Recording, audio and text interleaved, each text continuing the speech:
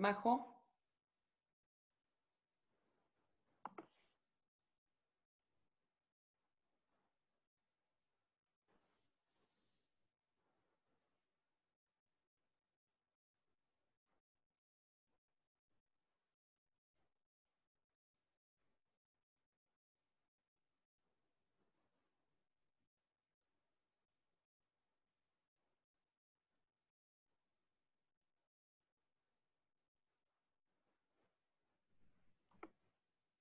El sonido, Majo.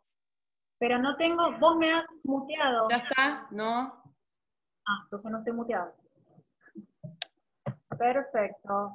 Bueno, arrancamos entonces. Muy buenas tardes a todos, bienvenidos. Una nueva charla de UNAPSI, Unión Argentina de Profesionales de Salud Integrativa. Hoy estamos en compañía del doctor Agustín Muñoz. Agustín es médico traumatólogo, pero se especializa en el estudio constante del cannabis.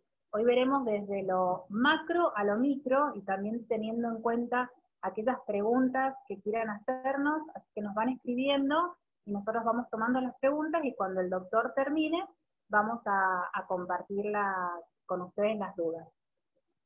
Bueno, doctor, bienvenido, le cedo el micrófono y adelante.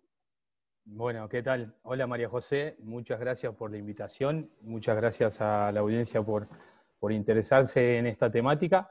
Vamos a compartir con ustedes, profesionales de la salud integrativa, un paneo general desde lo general, yendo un poco por la historia, por la situación en la que nos encontramos los pacientes y los investigadores, el contexto jurídico legal en el que nos encontramos, hacia lo específico, ¿no? De los efectos y de lo que se va conociendo de cómo esta planta altera o ordena el funcionamiento de nuestro organismo, ¿no? Me dedico al estudio con el cannabis hace aproximadamente 4 años, desde que en mi formación de traumatólogo pude ver el efecto que tenía el cannabis administrado como medicina alternativa y complementaria en el control de los síntomas de la enfermedad de mi padre, que tiene enfermedad de Parkinson hace ya 25 años, y bueno, cuando empecé a ver los efectos que tenía, me invadió la curiosidad y me inicié en el estudio. A ver, voy a compartir la presentación. En el curso de esta formación pude hacer 2 posgrados con avales universitarios en la Universidad de La Plata en el año 2017 y 2018, lo cual nos fue haciendo conocer y ligándonos y vinculándonos con otros profesionales del país y del continente, con los cuales hoy tenemos vinculación a través de organizaciones no gubernamentales, como sería UNAPSI, pero más dedicadas al cannabis, en donde compartimos constantemente información.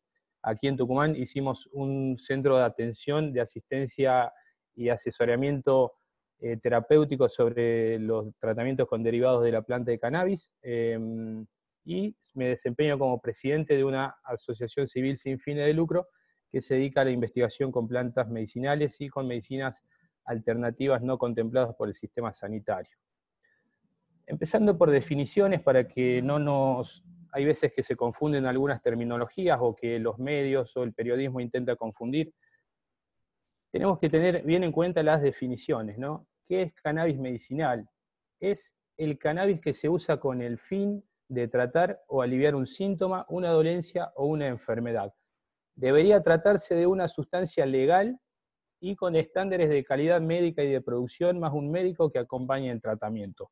Eso es cannabis medicinal. Lo que se aleje de ese contexto lo podemos considerar como terapéutica canábica, ¿no? O otro tipo de terapéutica, pero hablando de medicinal se necesita la presencia del médico y de una sustancia que sea legal con estándares de producción de calidad. ¿Qué es salud? Según la Organización Mundial de la Salud, es un estado de completo bienestar físico, mental y social, y no solamente la ausencia de afecciones o enfermedades, ¿no? Acá tenemos en la definición de salud, al último aparece la palabra enfermedad y mucho antes hablamos de bienestar. Se supone que somos una unidad bio, psico, social y espiritual que estamos inmersas en un medio ambiente y en continuo en continua interacción con ese medio ambiente, ¿no? Si ese medio ambiente no está sano, nosotros tenemos riesgos de enfermarnos, ¿no? Entonces, este esquema es importante porque una correcta regulación del cannabis puede mejorar directamente el medio ambiente en el que estamos inmersos y eso influir en nuestra salud. No es solamente una droga o una sustancia para conseguir un efecto. Entonces, la medicina termina siendo una ciencia híbrida en donde los profesionales de la salud nos encontramos entre lo que podemos conocer de las ciencias naturales y lo que sabemos de las ciencias sociales, del comportamiento humano y de las legislaciones con las cuales podemos actuar. Hoy la medicina se encuentra en una profunda crisis, en donde durante muchos años se alimentó únicamente el aspecto biológico de los problemas de salud, más una articulación con el modelo farmacológico, resulta en la industria de la enfermedad. Esta es una alternativa a ese problema también. Podemos decir que el cannabis es una droga, y bueno, veamos qué significa. La palabra droga viene de charlatanería y no tiene más de 150 años existiendo entre nosotros. Según la Organización Mundial de la Salud, es toda sustancia que introducida en el organismo por cualquier vía de administración produce una alteración de algún modo del natural funcionamiento del sistema nervioso central y además es susceptible de crear dependencia, ya sea psicológica, física o ambas. Nos han enseñado a que cada vez que escuchemos la palabra droga casi que nos asustemos, ¿no? Y no, droga es un concepto que convive con nosotros. Bajo este concepto, el azúcar es una droga, las harinas refinadas es una droga, la sal de mesa es una droga. De ahí a que eso genere problemas de salud no depende tanto de la droga, sino del consumo, del uso que le demos. Y eso depende fundamentalmente de la información que tenemos al respecto, ¿no? A mí me gusta más decir que esto es una planta más que una droga, porque es lo que es una planta y está humanamente adaptada, convive con nosotros desde que nosotros llegamos al mundo. La planta vive en el mundo hace 46 millones de años, ¿no? Mucho antes que nosotros. Nuestra relación, hay estudios y conocimientos de que estamos ligados al uso y a la producción de cannabis desde hace por lo menos 10.000 años. Cada planta contiene un arsenal de compuestos químicos, tiene un espectro químico distinto, lo que le da una personalidad distinta a cada planta. De esos 400 sustancias químicas identificadas, aproximadamente 100 tienen una estructura similar cannabinoide a su principio activo más importante, el delta-9 tetrahidrocannabinol o el famoso THC. Es una planta que está muy estudiada, no hemos descubierto nada. Esto está clasificado y estudiado desde hace cientos de años. La taxonomía está en los libros hace muchísimo tiempo y la especie es Cannabis sativa. Tiene distintos fenotipos, ¿no? Ahí tenemos un ejemplo, lo que sería del lado izquierdo una plantita fenotípica Cannabis sativa indica y del lado derecho la Cannabis sativa sativa, ¿no? Tienen distintos fenotipios según el clima para el cual fueron adaptadas. La sativa tiene gran estatura, puede llegar a medir 5 o 6 metros, depende del dedo del cultivador también. Tiene un sistema de raíces ampliamente extendido para absorber agua, hojas grandes y finas, tiene un efecto euforizante, psicoactivo principalmente, y no tiene un efecto narcótico sobre el cuerpo. La Cannabis sativa indica tiene un aspecto más robusto, pequeño, con un sistema de raíces más condensado, está criada para absorber humedad y para mantener el calor, ya que viene de la zona de Asia Central. Tiene un potente efecto narcótico y relajante a nivel del cuerpo. Y después tenemos la otra variedad que es la ruderalis, que esta es una plantita que es originaria de Siberia y de Kazajistán. Es una planta que se adoptó a pocas horas de luz, por lo cual no necesita de un fotoperíodo para iniciar la floración, sino más bien del paso del tiempo. Es el fenotipo que se usa para crear las variedades automáticas. Hoy en día todas las plantas son híbridos. Esto es una planta dioica que tiene variabilidad genética y que viene evolucionando hace millones de años en el mundo. Nosotros hace unos años que hemos interrumpido un poco esa evolución, pero bueno, por suerte hoy estamos dándole una mano. No existe una planta que sea 100% sativa ni 100% índica. Hoy cuando escuchen la palabra o la referencia sativa o índica en general hacen referencia al efecto que tienen. Sativa se le dice a las plantas que son un poco más energizantes o euforizantes, y las índicas a las que tienen un efecto más corporal. No existe una planta 100% sativa o sativa índica. Esto es importante saber, ¿no? ¿Qué podemos hacer con esa planta? No solamente nos puede dar medicina. Antes las telas, los aparejos de navegación, las velas de los barcos se hacía con fibra de cáñamo. Es una fibra muy resistente, tiene gran capacidad aislante, es muy ecológica y económica.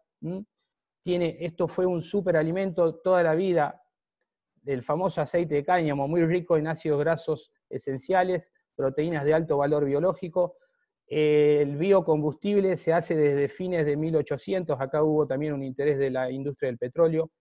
Bioplásticos que no contaminan, son plásticos biodegradables que en pocos meses desaparecen del mundo, madera ecológica, celulosa, shampoo, jabón. Bueno, ese auto es un Forte que hizo Henry Ford en la década del 40, funcionaba a bioetanol y estaba hecho en gran porcentaje con fibra de cáñamo. Y este barquito de aquí abajo es el Siracusia, es el primer crucero que se inventó de la antigüedad, diseñado por Arquímedes, estaba hecho también con fibra de cáñamo. Y en cuanto a los usos medicinales, esto es lo que resume el profesor Di Marzo. Los usos medicinales se pueden básicamente resumir en efectos de relajación, comer, dormir, olvidar y proteger, ¿no? Trabajan en sistemas funcionales muy distintos, tiene un nivel de seguridad aceptable si lo comparás con otras sustancias de uso terapéutico, trabaja en sistemas moduladores y reguladores de la fisiología, el sistema endocannabinoide, trabaja en la reducción de la respuesta inflamatoria, modula procesos de reparación, tiene efecto antioxidante, tiene un efecto holístico que obviamente trabaja más allá del cuerpo, trabaja en la mente, en la modulación del estrés, va alterando la personalidad, modificando la personalidad del paciente, y por eso es que es importante el acompañamiento médico. Promueve la socialización, la hilaridad y la creatividad. ¿Qué antecedentes tenemos de este uso medicinal?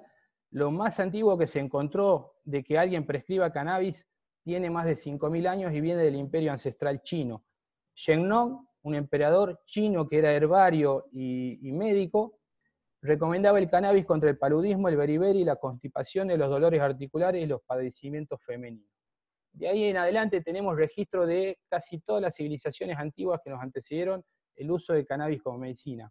El imperio egipcio tenía una diosa que se llamaba Seyat. Seyat fue la primera vez que se vinculó a la figura femenina con el conocimiento. Miren lo importante. Seyat era la protectora del conocimiento y la biblioteca del imperio egipcio, y tenía esa coronita. Bueno, Sushruta, el padre de la medicina estética, en la India ya usaba cannabis como anestésico. Galeno y Dioscórides, los padres de la medicina occidental, usaban cannabis para tratar quistes y bolas duras del cuerpo. Los Vedas hindúes tenían cantos dedicados a la planta. La Biblia del cristianismo, el Corán del Islam, todos tienen textos que hacen referencia al uso de esta planta. En el medio de la pantalla ven la Declaración de la Independencia de Estados Unidos, está impresa en papel de cáñamo. Antes el papel se hacía con esta planta. Y ese monumento que se ve ahí abajo a la derecha está en Barcelona, es el monumento a Colón.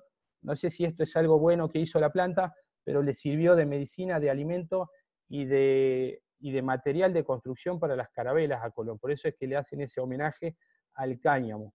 Es una planta que nos acompañó durante toda nuestra historia. Aquí en Argentina, el general Belgrano fue el primer canabicultor, vamos a decir. Él aprendió cuando se va a perfeccionar en leyes en España. Viene con la idea de sembrar cáñamo en el virreinato. Escribió un libro de cultivo, esto es todo referencia al libro de Fernando Soriano, que es un periodista que se dedica a la investigación del cannabis y de la historia de Argentina, ¿no? Y él sostenía hace más de 200 años que esta rama de comercio vendría a ser algún día una de las más interesantes del país. No se imaginó que 200 años después de decir eso íbamos a estar acá con tantas dificultades, ¿no? Nunca hasta ese momento se encontró un texto o una frase en ningún lugar del mundo que diga que esta planta sea algo malo. Siempre se lo vinculaba o con usos medicinales o con ceremonias religiosas, o con cosas buenas, ¿no? Incluso, bueno, se vendía, y había un comité de estudio medicinal en donde ya a fines del año 1800 se habían empezado a hacer investigaciones con cannabis. Muchos de estos médicos e investigadores fueron desaparecidos convenientemente en el momento que se prohibió el cannabis, ¿no? Esto que ven acá era en algunos estados, por ejemplo en Wisconsin, si vos cultivabas cáñamo en tus tierras, tenías un descuento en el pago de los impuestos porque es un cultivo que le hace bien a la tierra, incluso que la planta esté ahí creciendo ya es bueno para la tierra, ¿no? Después la cosa cambió por otro tipo de intereses, posterior a la ley seca. A ciertos poderes políticos y económicos no le convenía que esto se difame, y esto empezó a crecer el consumo de cannabis, porque cuando no se podía conseguir alcohol, la gente empezó a usar cannabis de uso no medicinal, y esto empezó a expandirse y no le gustaba a los políticos. Este personaje es el que lleva adelante ese prohibicionismo. Decía, por ejemplo, que la mayoría de los fumadores de marihuana son negros, hispanos, músicos de jazz y entretenedores. Su música satánica está manejada por la marihuana. La marihuana fumada por mujeres blancas hacen que tengan sexo con negros, entretenedores y otros. Es una droga que causa insanidad, crimen y muerte, la droga más violenta de la historia de la humanidad. Bueno, ahí empezó toda la manipulación mediática, que sin ningún tipo de evidencia científica concluyente, se decretó la Marijuana Tax Act, se prohibió a nivel federal la producción, la tenencia y el consumo de marihuana, y después esto por presión política de Estados Unidos se expandió a todo el mundo occidental. Thomas Jefferson, que es quien escribió esa independencia en ese papel de cáñamo, decía que el cáñamo era de primera necesidad para la salud y la protección de su país. Bueno, estos son algunos afiches de lo que fue toda esa campaña. Fíjense, todo es muy importante lo que uno cree acerca de lo que está haciendo, ¿no? Sacarle hoy todas esas imágenes de la cabeza a pacientes que están con dolores crónicos, que son los que han visto esto, es una tarea difícil.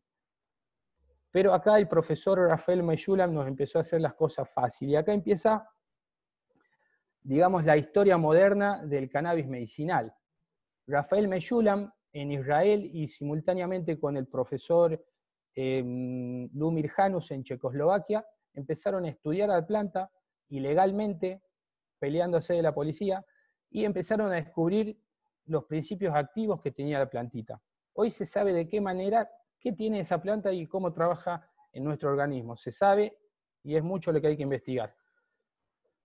En el año 63, el doctor Raphael Mechoulam determinó la estructura del cannabidiol, y después, un año después, aisló la molécula del delta 9 THC y lo identificó como el principal componente activo de la planta.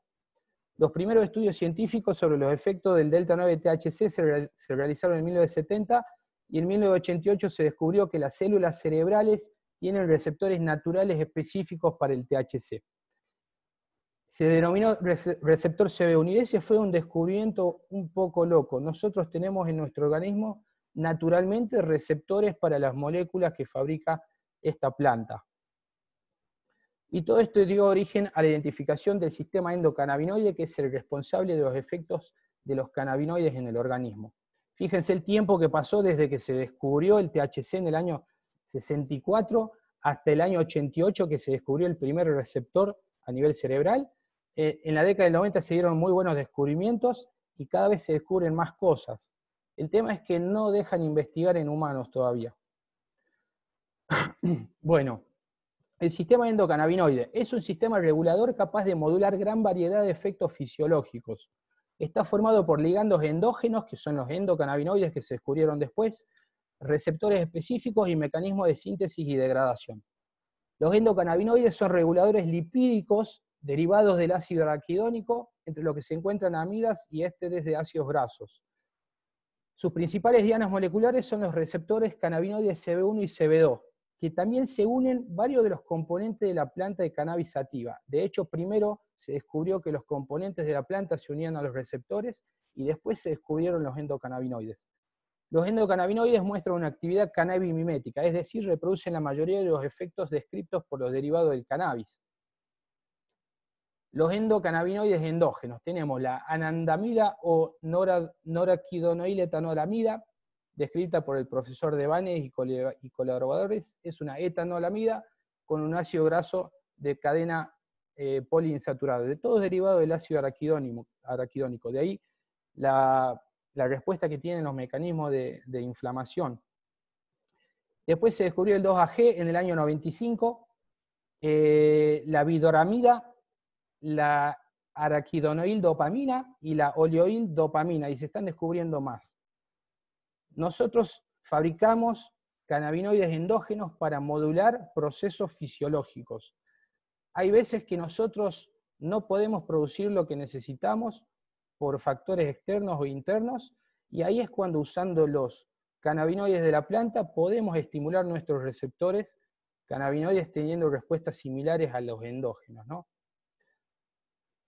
Bueno, cada endocannabinoide o cada cannabinoide, según el receptor en el que actúe, va a tener una respuesta diferente. Anandamida tenemos en cerebro, en tejidos periféricos como vaso, corazón, testículos, útero y endotelio vascular.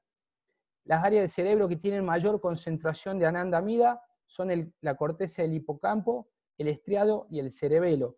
Por eso tan importante en la regulación del equilibrio. Coinciden en la zona en la expresión de los receptores CB1 es mayor. Bueno, los niveles encontrados en fluidos corporales, plasma, suero, líquido cefalorraquídeo son relativamente bajos, si se alojan en el tejido graso. Se ha detectado presencia de 2-AG en cerebro, intestino, páncreas, vaso, hígado, pulmón y riñón. O sea, tenemos cannabinoides dando vuelta prácticamente por todos nuestros sistemas.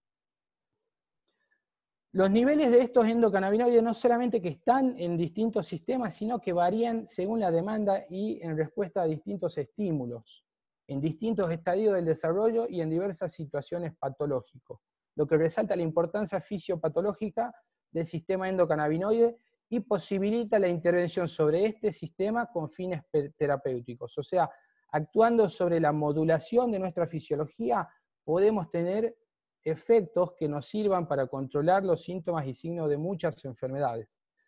Esto es un poco complejo, es meternos en biosíntesis y degradación. Solamente decirles que es un mecanismo de neurotransmisión retrógrada. Esto se sintetiza en la neurona postsináptica a demanda y van a modular de modo retroactivo la neurotransmisión. La degradación de los endocannabinoides es intracelular, o sea, tiene que volver a entrar a la neurona presináptica para degradarse. Se considera que el estímulo o la neurotransmisión ha finalizado cuando este endocannabinoide o cannabinoide queda totalmente degradado en ácido araquidónico. Los fitocannabinoides. Fitocannabinoides son los de la planta. Se han identificado más de 100 cannabinoides distintos y hay otros en estudio. La mayoría de las decisiones clínicas que se están tomando hoy en base a esto solamente son sustentadas por lo que se puede saber que tiene un compuesto de cannabis sobre 2 cannabinoides nomás que a veces podemos analizar. Es muy difícil la situación del investigador o del médico, solamente nos queda el rol de acompañar al paciente, ¿no? Pero ojalá pudiéramos conocer todos estos cannabinoides y cómo actúan, es lo que estamos luchando. Las principales características farmacológicas de los cannabinoides, según la Oficina de las Naciones Unidas por las Drogas y el Crimen, miren cómo ponen al crimen ahí, qué feo que suena. Bueno, el delta 9 THC tiene efecto euforizante, antiinflamatorio, analgésico, antiemético, relajante muscular, antioxidativo neural y antiespasmódico. El cannabidiol, que es la molécula por la que hoy casi estamos hablando de cannabis medicinal, que es la que le saca las convulsiones a los niños, que es la que no tiene el efecto psicoactivo que tiene el THC, y que también ayuda a modular esa psicoactividad, tiene un muy buen efecto inmunomodulador, y esto es muy importante. El efecto que tiene modulando el sistema inmunológico. Es ansiolítico, es antiespasmódico, es antiinflamatorio, es un muy buen antiinflamatorio, es analgésico es antipsicótico, es antibacterial, todos esos efectos están descritos ya. El cannabicromeno tiene también un muy buen poder antiinflamatorio y antifúngico. Tiene un poder sedativo, analgésico y antibacterial también. El cannabigerol tiene un efecto antiinflamatorio también muy bueno y analgésico. Fíjense cómo cada cannabinoide comparte algunas cualidades. Y esto es importante por lo que es el efecto séquito que voy a demostrar después. Cómo un equipo de cannabinoides funciona mejor que uno solo. Receptores de cannabinoides también, así como tenemos endocannabinoides distribuidos a demanda y en casi todos nuestros sistemas tienen receptores cannabinoides, evidentemente, ¿no? Identificados están el receptor CB1 y el receptor CB2. El CPR55 está por convertirse en el receptor CB3 y se propone que el receptor huérfano GPR119 podría ser el receptor de oleoetanolamida in vivo. Este receptor es importante, se está investigando mucho sobre eso, sobre todo por los efectos que tiene en la diabetes. El receptor CB1 tiene mayor densidad en ganglios desde la base, sustancia negra, globo pálido y núcleo estriado. El cerebelo, en la corteza, en el hipocampo, en la amígdala y en el tálamo. Menor densidad en hipotálamo y médula espinal y tronco cerebral. Disminuye la liberación de GABA y glutamato. Interviene en la actividad motora, en la memoria, el aprendizaje, las emociones, la percepción sensorial, funciones autónomas y endocrinas. Efecto anticonvulsivo. Miren de importante la estimulación de este receptor. También está distribuido en piel, corazón, hígado, páncreas, vaso, tejido adiposo, bueno, en muchos otros tejidos. El receptor CB2 está más distribuido en la periferia, mayormente en el sistema inmune, linfocitos B, macrófagos, monocitos, células natural killer, polimorfonucleares, vaso, apéndice y ganglios linfáticos. Regulan la función del sistema inmunológico.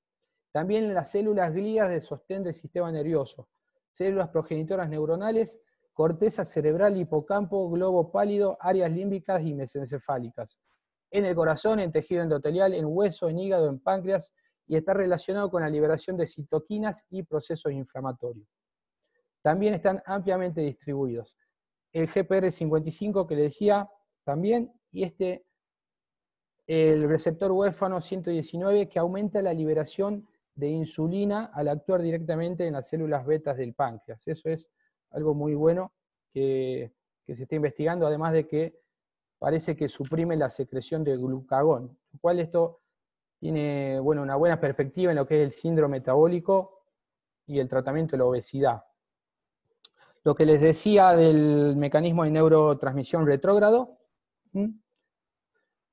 se sintetiza a demanda, y lo que esto tiende a hacer es modular y regular. Cuando hay un estrés o hay una situación, una condición fisiológica que se puede modificar, da la orden, se sintetizan cannabinoides y van atrás y regulan la neurotransmisión.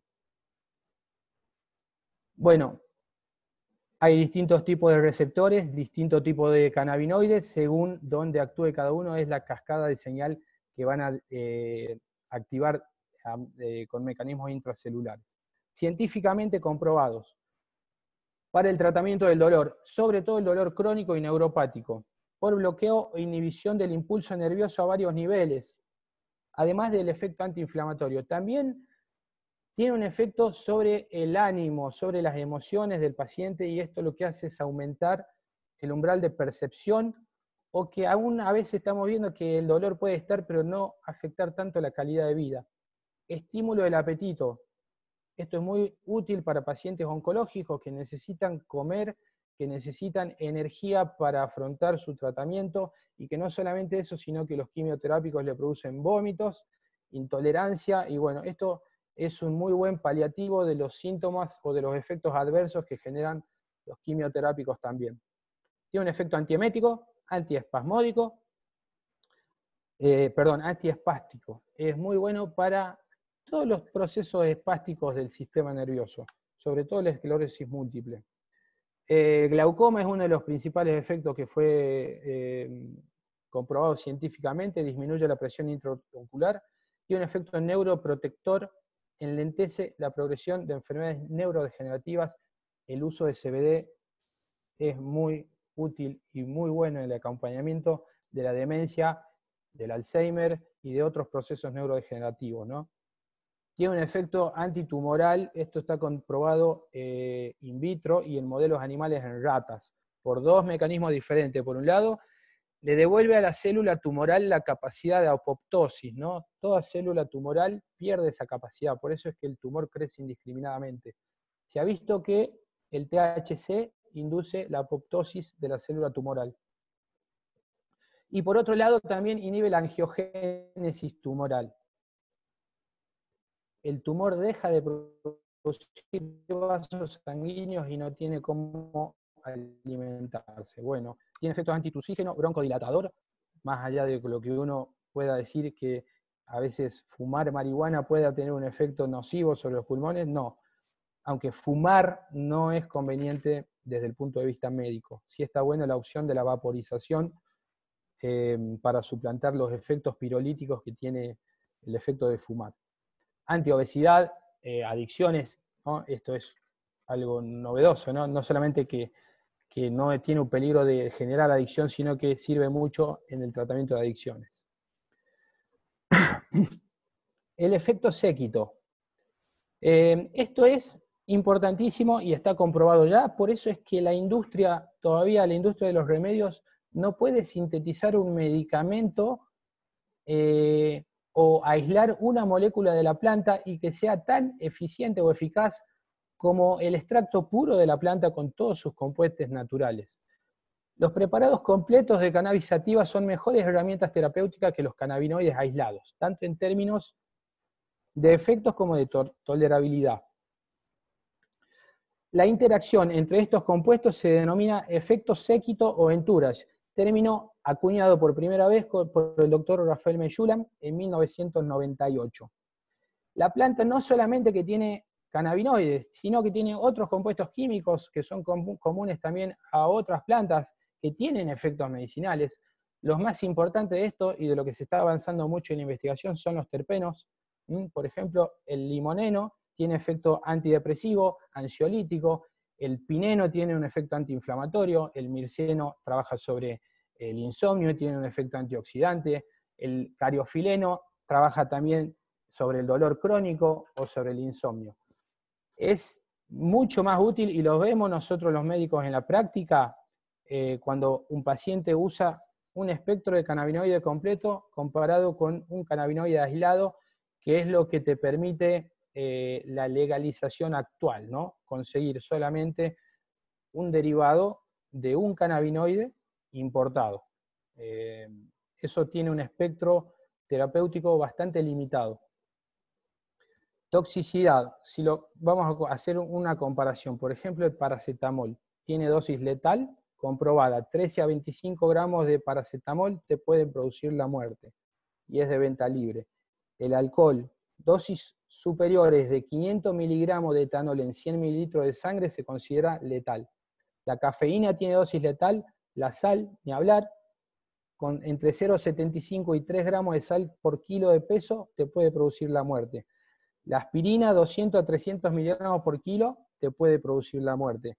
El cannabis no se conoce, nunca una persona en toda la historia de nuestra especie ha muerto por consumir marihuana. Hoy cada vez más personas consumen cannabis medicinal, no medicinal. He visto consumir cannabis de modo que no se pueden explicar, y jamás ha muerto una persona por consumir cannabis. Efectos perjudiciales descriptos o supuestos del cannabis. Analicémoslo. Dependencia química, tiene una dependencia química comprobada de un 9%, lo cual lo sitúa en un nivel menor al del azúcar de mesa, por ejemplo, que genera obesidad y diabetes y otros trastornos.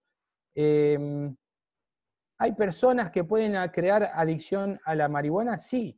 Depende de la persona, de la frecuencia de uso, del motivo, del contexto y de otros factores. Pero esto como sustancia no es tan adictivo como nos han hecho creer. De hecho, no me ha pasado de tener ningún paciente que se haga adicto a la marihuana. En el momento que quisieron dejar el tratamiento, o si se les terminó el aceite o el producto, no han tenido problemas. ¿Por qué? Porque nosotros tenemos nuestros cannabinoides endógenos. No es como la nicotina, por ejemplo, del tabaco, que si dejas de administrarte nicotina, entras en un fenómeno de dependencia física, porque tu cuerpo necesita eso. Nosotros tenemos los nuestros. Y por otro lado, los fitocannabinoides se depositan en el tejido graso y se liberan continuamente al torrente sanguíneo con el paso de los días. Por eso es que no hay ese efecto, esa caída en pico. Fenómeno de escalada. El famoso consumir marihuana te lleva a consumir otras drogas. Eso es algo que está totalmente, es un mito, ¿no? Se puede atribuir a lo que se le dice efecto góndola. Al estar prohibido el cannabis, cuando uno tiene contacto con el dealer o con el proveedor, este dealer a veces le puede ofrecer otra cosa a la persona, pero que esto te lleve a consumir otra sustancia, no hay ninguna base científica para decir eso. Que te genera psicosis esquizofrénica, ataques de pánico, depresión. Quizás se ha visto que en personas con esa predisposición o esa base psicopatológica pueda desencadenar una crisis aguda, pero sin embargo han aumentado exponencialmente cada día la cantidad de consumidores de cannabis en el mundo y la cifra de incidencia de psicosis esquizofrénica o de ataque de pánico se han mantenido estables a lo largo del tiempo a pesar del aumento de la incidencia de consumo de cannabis. O sea que podemos decir que eso tampoco se puede asegurar. Que fumar marihuana produce cáncer, bueno, eso tampoco. Fumar produce cáncer, pero fumar cualquier cosa. El efecto pirolítico de la temperatura del humo y las sustancias tóxicas que uno inhala, ¿no? Pero la marihuana no produce cáncer. Es más, se ha demostrado en modelos animales que ayuda a reducir el crecimiento tumoral. Que altera la concentración, bueno, eso depende de la dosis, de la frecuencia de uso, ¿no? El coeficiente intelectual, y yo creo que a las personas en general, no sé, el buen uso les afecta positivamente el coeficiente intelectual. La memoria a corto plazo, sí, eso hay que tener en cuenta, afecta la memoria a corto plazo. Pero todo esto depende de la cantidad, de la frecuencia de uso y de la calidad del preparado, ¿no? Como todo, la dosis hace al veneno. La planta no es ni buena ni mala, la planta es una planta. ¿Qué hacemos nosotros con la planta? Depende de nosotros. Altera la coordinación motor o la capacidad de conducir. No hay pruebas de que esto ocurra tampoco.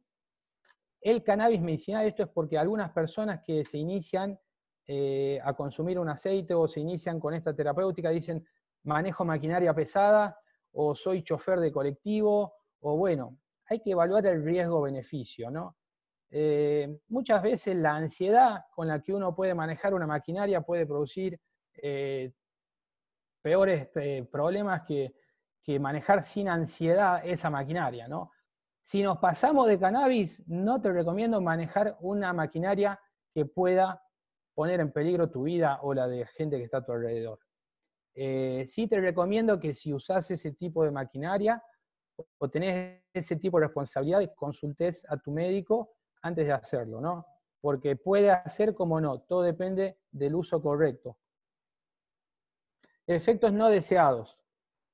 Cansancio, sedación, somnolencia, bueno, depende de la persona. Hay personas que necesitan esto y van a buscar esto al consultorio porque no pueden dormir.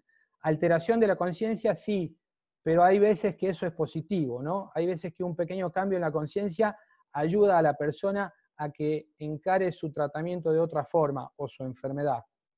Hipotensión ortostática, también hay que tener cuidado, sobre todo con pacientes con cardiopatías crónicas o hipotensos o polimedicados con arritmia, hay que tener especial cuidado con eso. De todos modos, siempre la dosificación se empieza de lo mínimo y se avanza lentamente viendo la tolerancia del paciente y los efectos que se van logrando. Efecto bimodal. Una misma planta puede darte distintos efectos a distintas dosis. Eso hay que tener en cuenta también. Una planta te puede dar un efecto euforizante en una dosis, por ejemplo, y aumentamos la dosis y me manda a dormir. O una planta te puede dar apetito y en otra dosis te cambia el apetito. Por eso esto es como hacer un traje a medida con el tiempo. Se trata de encontrar cuál es la planta que tiene el espectro de cannabinoides que más se adapta a cada necesidad, y de esa planta encontrar la dosis que mejor le hace al paciente y la vía de administración o forma de uso. El aceite de cannabis es solamente una forma de usar cannabis medicinal. En los lugares donde el cannabis está bien legislado y regulado, es una forma que ya quedó bastante relegada por otro tipo de administración. Pero acá en este país, en nuestro país, es lo que más se usa. Hay muchas personas que solucionan los problemas o encuentran el objetivo con el aceite de cannabis. Hay personas que necesitan combinar las formas, ¿no? Aceite más ungüento, aceite más alimento, aceite más vaporización. Y también no nos olvidemos del efecto bimodal, que cada planta tiene distintos efectos y a distintas dosis. Bueno, este es un afiche de unos colegas de una ONG de Pittsburgh. Miren cómo el maní causa más muertes en Estados Unidos que la marihuana, ¿no? Bueno, el prohibicionismo es definitivamente algo que no cumple su objetivo, es una medida irracional e inefectiva que intenta resolver de manera ineficaz un problema inexistente, que es teóricamente el problema del consumo asociado al cannabis, ¿no? Pone al consumidor en la situación de vulnerabilidad. Esto es muy peligroso. No podemos seguir permitiendo que nuestros enfermos tengan que afrontarse a tantas dificultades para acceder a una planta. Hay consumidores, y sigue habiendo todavía, que son procesados y encarcelados por tener una planta de marihuana. Esto no puede seguir pasando. Esto genera violencia, crimen, corrupción, clandestinidad, elevado precio de accesibilidad, bueno, con efectos y consecuencias graves sociales. Y bueno, definitivamente el efecto góndola, el contacto con otras sustancias prohibidas. Para todo esto necesitamos una correcta organización social, ¿no? Donde estén defendidos bien los intereses de la planta, los intereses de la industria y los intereses de los consumidores. Esto es todo algo que está pasando en Sudamérica. La ley que tenemos en Argentina es muy insuficiente e ineficaz. Está a punto de salir una nueva reglamentación de la ley de cannabis medicinal, en donde se va a tener en cuenta aspectos importantes como el cultivo asociativo o el autocultivo o el cultivo solidario, en donde acá se tejen redes de conocimiento y de apoyo entre personas que se dedican al cultivo y al consumo de cannabis, ¿no? Si esto es usado con el fin de aliviar la salud, tiene que ser hecho con estándares de calidad. Y la forma es accediendo por ahora a este tipo de organizaciones, ¿no? Hay que tener cuidado con lo que uno consigue en la calle, porque la planta que viene del narcotráfico está contaminada con hongos, con agrotóxicos, con tóxicos que le ponen a la planta, con hormonas para que crezcan más fuerte, para tener mayor producción. Eso, más malas condiciones de manufactura, pueden tener contaminantes que hacen daño a la salud de la persona. Por eso es que la clandestinidad es el principal problema que tenemos que solucionar. Bueno, habiendo dicho todo esto, todavía hay médicos y profesionales de la salud que me pasa por ahí recibimos pacientes que dicen, no, mi médico me dijo que no hay evidencia para recomendarme cannabis, ¿no? Bueno, ¿qué es la medicina basada en la evidencia? Acá a veces muchos profesionales se confunden un poco. La medicina basada en la evidencia, según la definición de Slawson, es el uso consciente, explícito y juicioso de la mejor evidencia disponible para tomar decisiones clínicas en el cuidado de nuestros pacientes. Esto aporta un marco conceptual para la resolución de problemas clínicos, acerca los datos de la investigación clínica a la práctica médica. O sea, una parte de la medicina basada en la evidencia es la evidencia científica. En el medio está medicina basada en la evidencia, y también se tiene que considerar de igual manera la experiencia del profesional que está tratando y los valores y preferencias de los pacientes. Tiene principios fundamentales la medicina basada en la evidencia. El primero es el uso de la jerarquía de la evidencia. Esta pirámide nos dice que a mayor altura, mayor validez de la evidencia científica. No significa que la evidencia científica que está por debajo no tenga validez. Todo depende de la capacidad analítica del profesional y del contexto en el que se encuentre y de los valores y preferencias de los pacientes. Y el otro principio fundamental de la medicina basada en la evidencia es que nunca hay evidencia suficiente. Todo está en un constante proceso de cambio, siempre hay que seguir investigando, nada es lo que parece, el tema es que nos dejen investigar, esa es la lucha. Estamos luchando para poder investigar. Por ahora, con lo que hay, la gente mejora mucho y es muy alentador. No nos ha pasado en nuestra práctica todavía de tener una persona que esto le haga mal. No existe un efecto que sea permanente del cannabis en el cuerpo.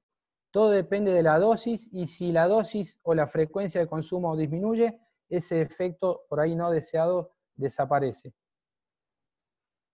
Para ir cerrando unas palabritas, bueno, el goce del grado máximo de salud que se pueda lograr es uno de los derechos fundamentales de todo ser humano sin distinción de raza, religión, ideología política o condición económica o social, según la Constitución de la Organización Mundial de la Salud del año 46. Todas las personas del mundo deben tener acceso a los servicios de salud que necesiten, cuando y donde los necesiten, sin hacer frente a dificultades financieras, morales o políticas. Nadie debería enfermar o morir por no poder acceder a los servicios de salud que necesita. La discriminación en el contexto de atención de salud es inaceptable y constituye un obstáculo importante para el desarrollo. Todo indica que nos dirigimos hacia dos sistemas simultáneos de distribución de cannabis medicinal. El modelo convencional, que definitivamente viene para quedarse, hay toda una industria que está intentando farmacolizar el cannabis medicinal y que, bueno, va a existir y va a servir. Pero el tema es que también tiene que existir la medicina tradicional, la tradición de nuestros ancestros, que es donde más conocimiento hay acerca de esta medicina, ¿no? Todos tenemos que colaborar para combatir las desigualdades y las prácticas discriminatorias. Tenemos un largo camino por recorrer hasta que todo el mundo pueda disfrutar de las ventajas de una buena salud, sea cual fuera su edad, sexo, raza, religión, estado de salud, discapacidad, orientación sexual, identidad de género o estatus migratorio. Muchas gracias por su atención.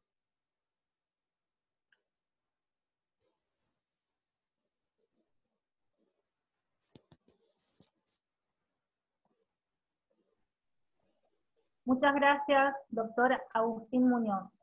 Para quienes se sumaron a la charla más tarde, les cuento que Agustín Muñoz es médico traumatólogo y se especializa en el estudio de cannabis medicinal. Ha dado una charla muy interesante, muy nutrida, y hay un montón de preguntas para hacer, doctor. Así que comenzaremos con las preguntas.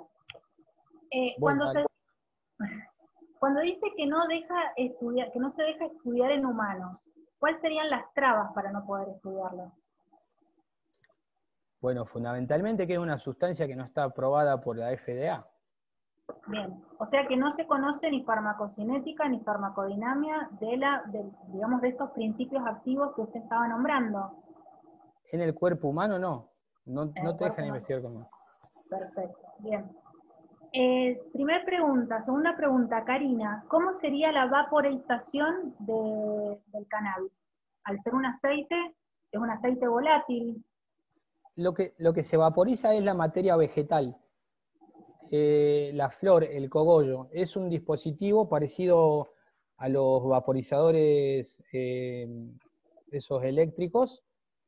Tiene un recipiente, les sugiero que por lo menos tiene que ser de cerámica, no de metal. En ese recipiente va la materia vegetal, levanta temperatura, calienta a distintas temperaturas, y cuando uno aspira sale un vapor.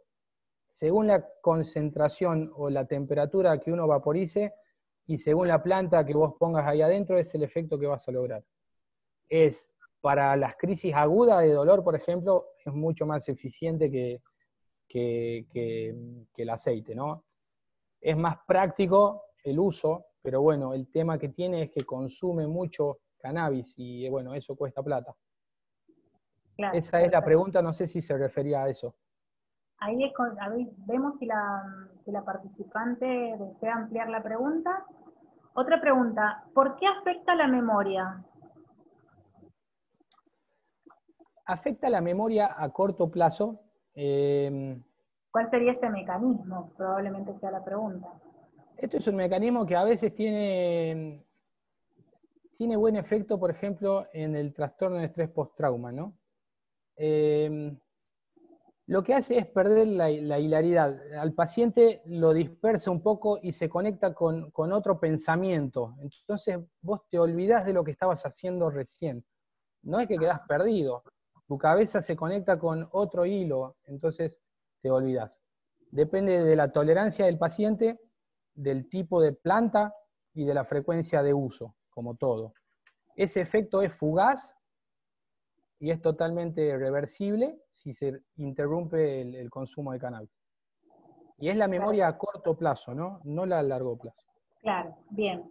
Víctor pregunta si produce convulsión. No sé si la pregunta es si produce convulsión o si para el tratamiento en convulsiones sirve y si es óptimo en epilepsia. Sí, tiene un efecto anticonvulsivante el cannabidiol demostrado. Es un excelente anticonvulsivante. Ah, sí. Se lo recomiendo a todos los pacientes con epilepsia utilizarlo como terapia complementaria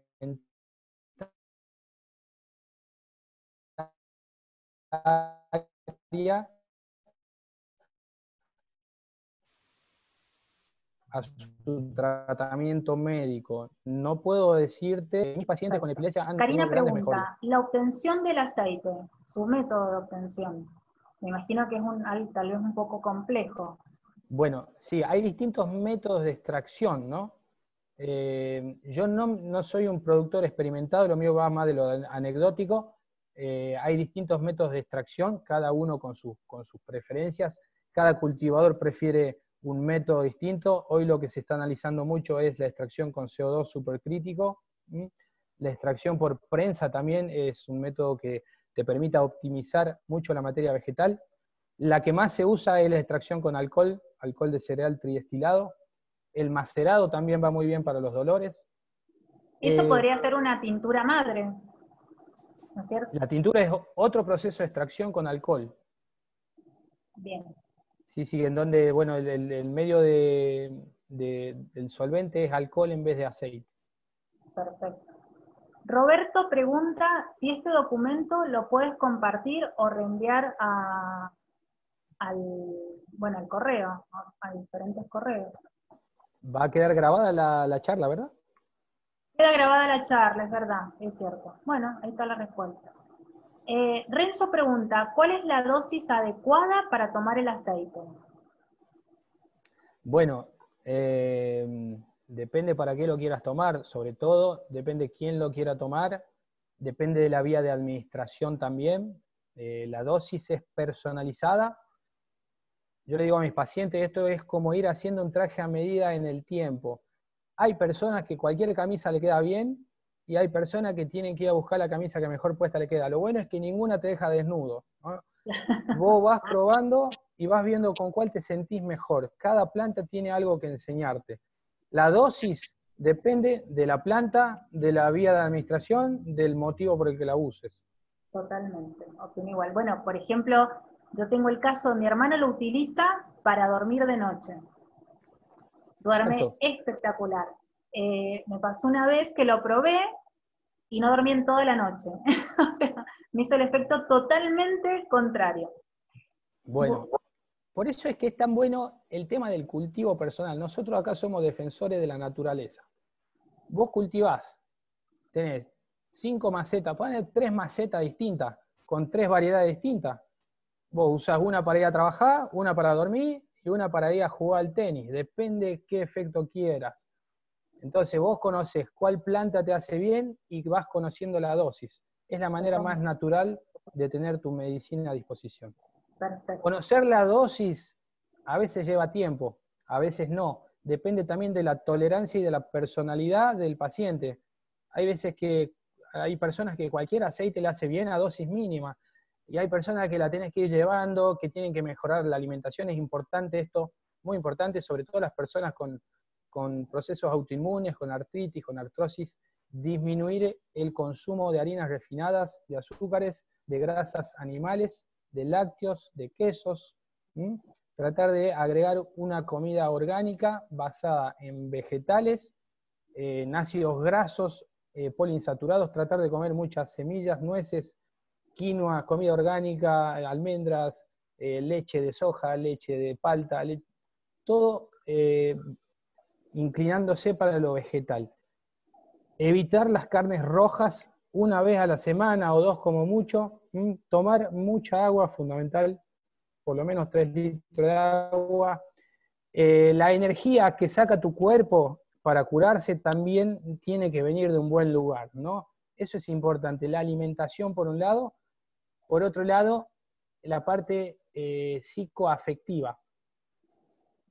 El paciente se tiene que alejar de todo lo que le haga sentir mal, sea lo que sea, ¿no? Siempre está ligado a algo, si no es su contexto actual, es un recuerdo o es algún conflicto que le genera enfermedad física. Tratar de trabajar en eso, sentirse bien.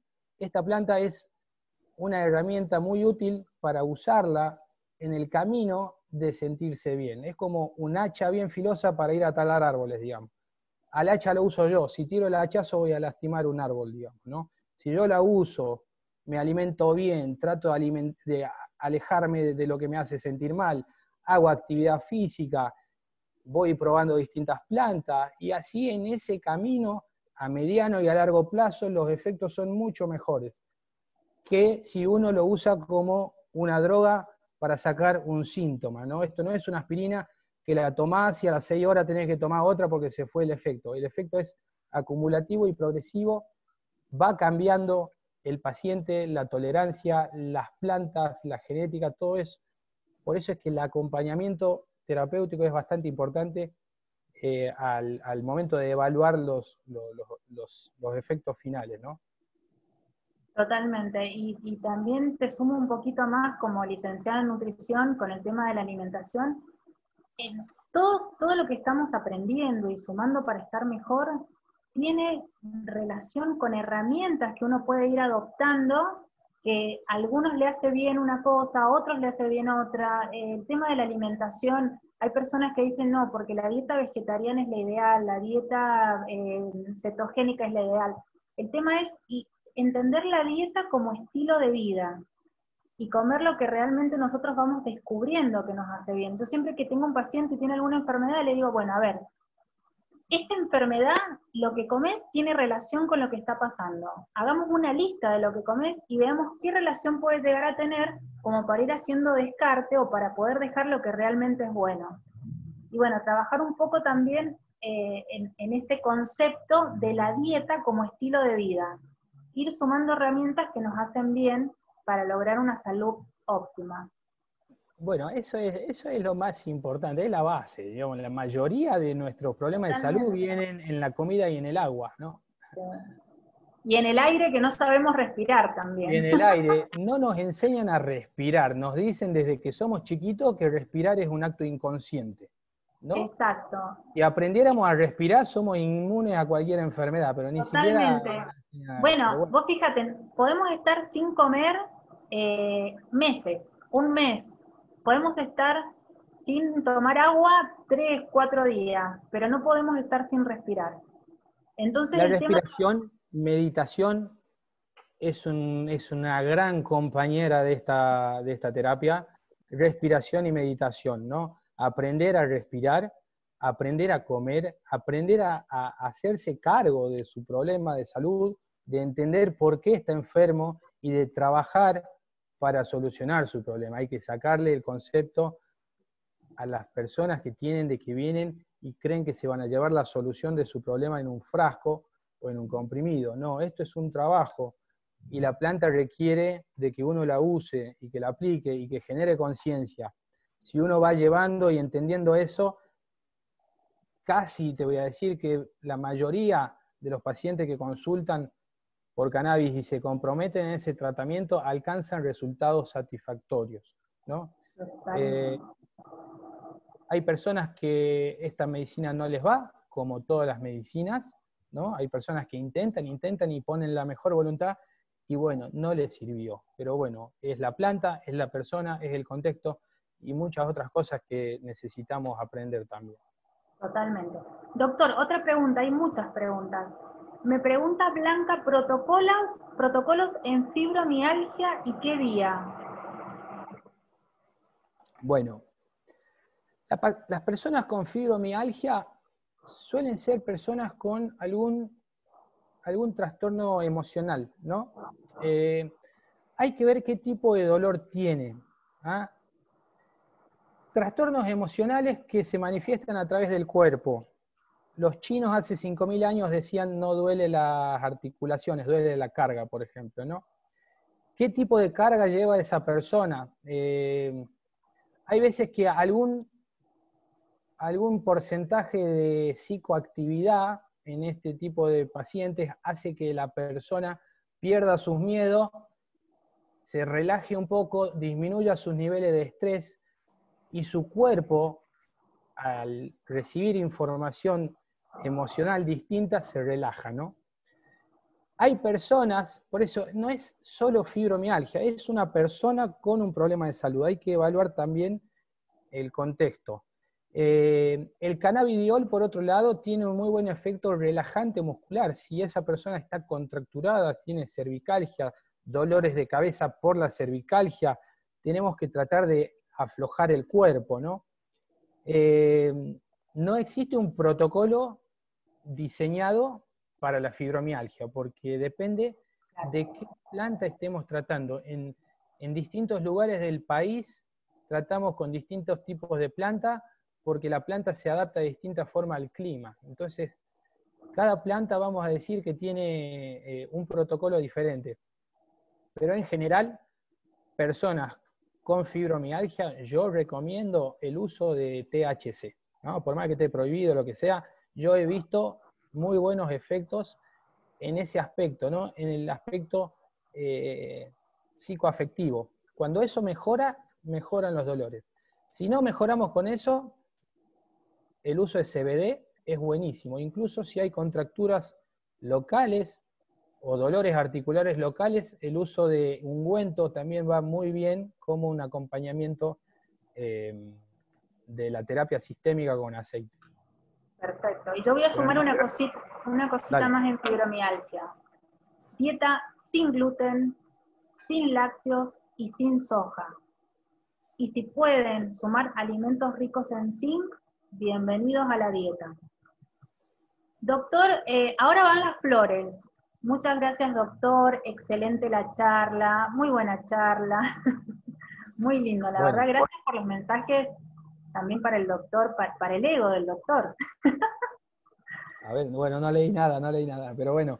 El universo canábico es algo muy amplio. Yo traté de hacer algo introductorio, una entrada en calor, digamos, ¿no? Si por ahí surgen dudas o consultas o sobre alguna enfermedad específica o sobre algo específico, hay material bibliográfico para encarar esto de forma más específica, pero bueno, era más o menos para situarnos en contexto de que esto es mucho más de una molécula para alcanzar un síntoma, sino que hay muchos conocimientos ocultos y tradiciones de nuestros ancestros que necesitamos volver a traer acá para aprender a adaptar mejor esta medicina a nuestra vida.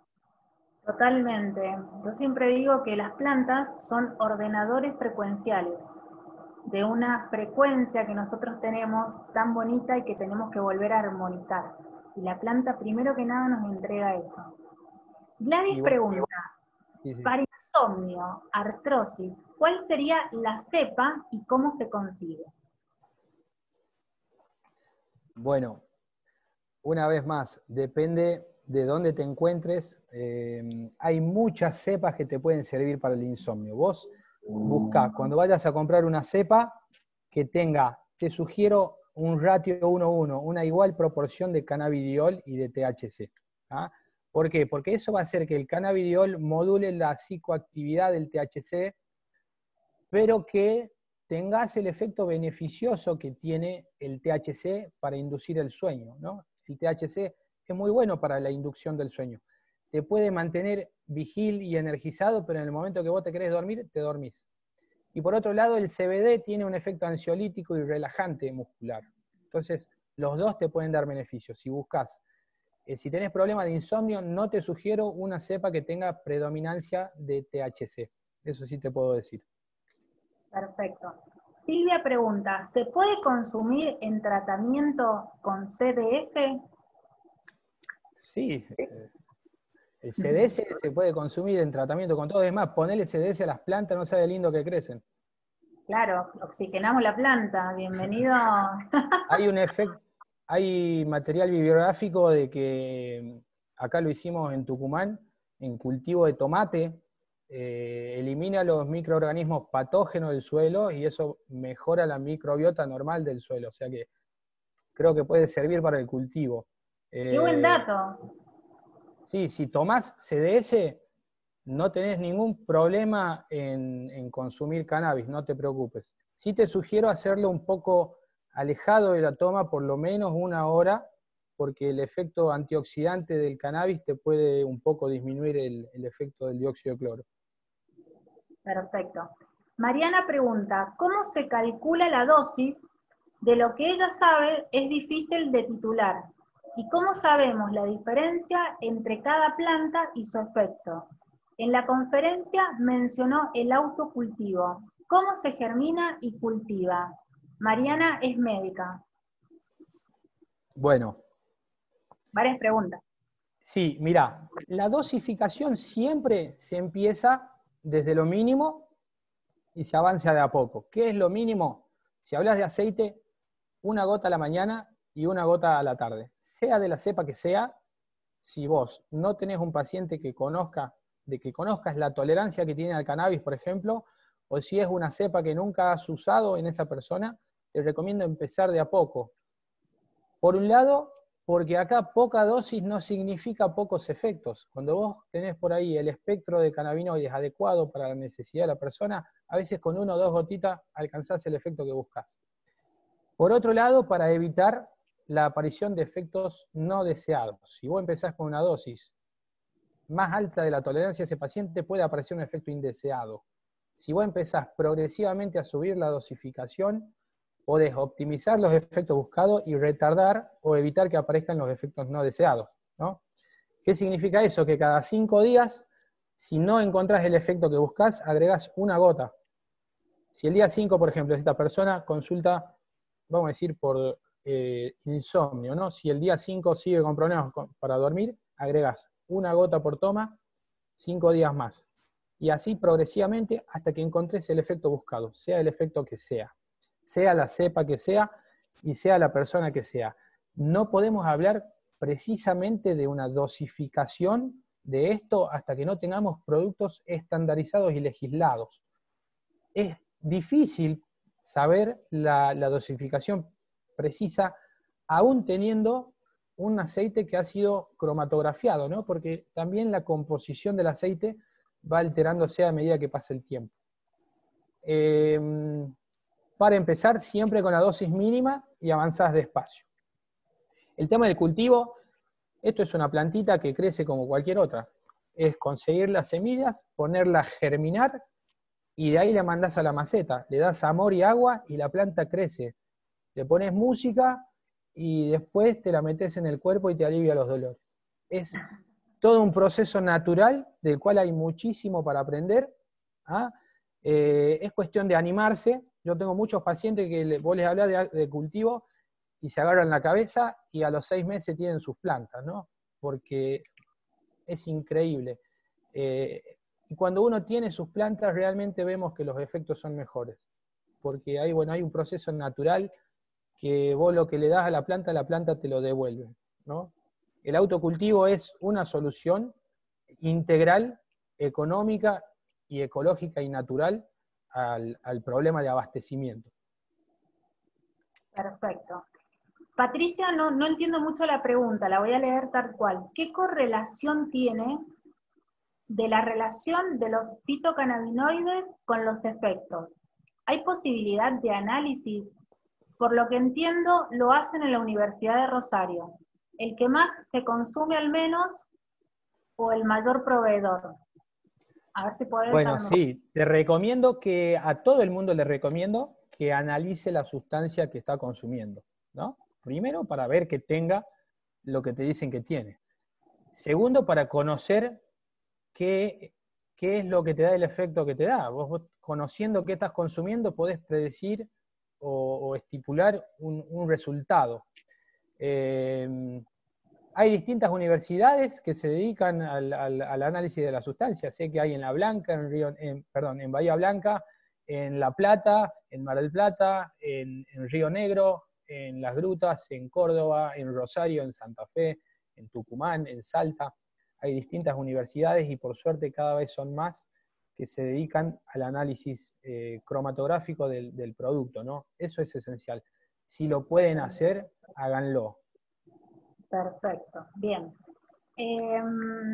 Entre tantas, la grabación, sépanlo para quienes preguntaron, que la grabación estará en la página de Facebook de UNAPSI y se subirá en grupos de red y profesionales UNAPSI. Otra pregunta, ¿el ungüento a partir de qué extracto se prepara? El ungüento es el extracto de la planta diluido en generalmente aceite de coco o otro aceite vegetal que sirve de medio de transporte, ¿no? Cualquier Claro. extracto de cualquier planta sirve para hacer ungüento, depende la planta que tengas, ¿no? Enrique pregunta, ¿las plantas de cannabis transgénicas conservan la acción terapéutica? No, no conserva nada. La planta de cannabis transgénica ni te la acerques. No sirve para uso medicinal. ¿Y cómo diferenciamos eso, doctor? ¿Cómo sabemos? Me imagino que mucha gente debe conseguir cannabis transgénico y no lo sabe diferenciar. Claro. Qué Bueno, buena pregunta. ese es el problema de la clandestinidad. Muchas Ah, veces, muchas personas no saben o desconocen la procedencia del producto. Eso es algo gravísimo. Por eso es tan importante el trabajo de las ONG, ¿no? Tener claro. cultivadores que se dediquen al cultivo, tener químicos expertos que se dediquen a la extracción y a la elaboración del producto, médicos que te sepan recomendar y acompañar en el tratamiento, cada uno con su deber en esto de la regulación social, ¿no?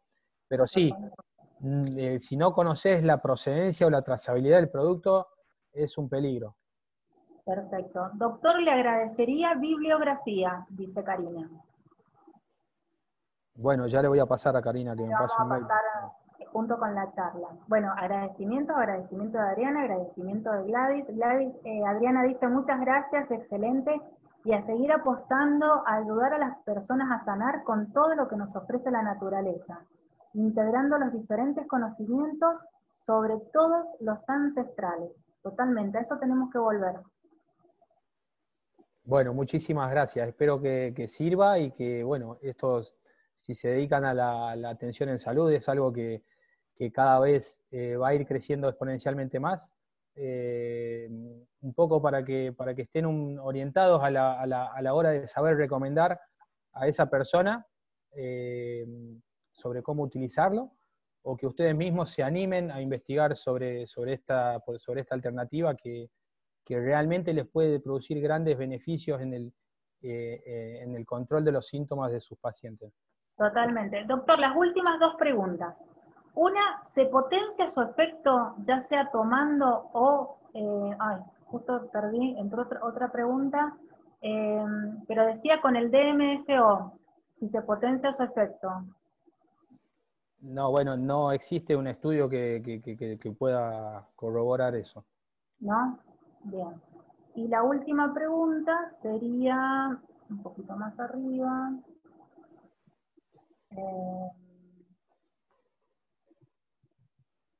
tomé tintura de cannabis y aceite por dolores lumbar y tuve un sangrado menstrual de 30 días. Sé que es rarísimo, pero volví a tomar un año más tarde y me sucedió lo mismo. Siempre había tenido menstruaciones súper regulares. ¿Conoce, doctor, algún caso similar? Muchas gracias. Pregunta Laura. No, la verdad que no he conocido un caso similar. te recomiendo hacerte un análisis ginecológico antes de hacer el tratamiento con cannabis. Chequea que esté todo bien, y si está todo bien y el cannabis te da este tipo de efectos secundarios, te desaconsejo el uso de cannabis. Bien. ¿Dónde un médico puede, bueno, una pregunta más, doctor. ¿Dónde un médico puede estudiar seriamente la aplicación clínica del cannabis? Bueno, están dictándose distintos cursos a través de la web. Te recomiendo acercarte. Ahora están por dar un curso en la Universidad Austral que parece que va a estar muy bueno. Por suerte me inscribí hoy. Va a ser referido al dolor crónico. Así que chequea la página de Universidad Austral. Ahí vas a empezar por la puerta grande, digamos. Estate atento también a la Fundación FEMEVA o a la Universidad de La Plata, que por ahí sacan cursos muy buenos. Nosotros acá en Tucumán estamos por sacar una diplomatura con el sistema de salud y la universidad y la Facultad de Medicina de acá. Pronto creo que vamos a tener alguna novedad de eso. Antes de fin de año lo hacemos, creo que es por octubre más o menos. Bien. Doctor, ¿un dato para poder inscribirse o estar en contacto por este tema con usted? Todavía no lo tenemos definido, estamos definiendo el programa, pero apenas tenga la data lo paso por el grupo. Perfecto, bien. Doctor, me dicen que sería ideal una segunda parte, que ha sido grandiosa la charla, mil gracias y que aprendieron muchísimo. Bueno, muchísimas Vamos gracias. cerrando. Bueno, muchas gracias por su tiempo, gracias a ustedes chicas por esta buenísima iniciativa. Estamos para colaborar y aportar en la expansión del conocimiento de estas alternativas no contempladas por nuestro sistema, ¿no? Hay un montón de cosas para seguir conversando y para seguir investigando y para seguir integrando a todos los conocimientos que tenemos por aquí. Bueno, doctor Agustín Muñoz, con su tema cannabis medicinal, UNAPSI le agradece a todos los que estuvieron con nosotros hoy, a todos nuestros participantes, y los invitamos el miércoles que viene a la próxima charla que daremos en el mismo horario, 19 horas. Muchísimas gracias, doctor. Mamá, papá. Bueno, muchas gracias. Hasta luego. Hasta luego.